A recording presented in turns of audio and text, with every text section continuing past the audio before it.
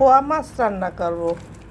পেঁয়াজ, কাঁচামরিচ, হলুদ, মরিচের গুঁড়া আর টমেটো দিয়ে ভালো করে মেখে মাছটাকেও মেখে রেখেছি লবণ দিয়ে হালকা একটু। এখন এটার এইভাবে ভালো করে মেখে নেব হাত দিয়ে, তারপর হালকা আছে রান্না করব।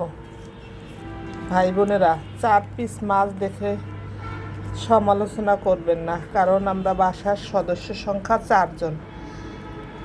রাতেবেলা আমরা কেউ মাছ খাওয়া হয় না, রুটি খাই সবজি দিয়ে।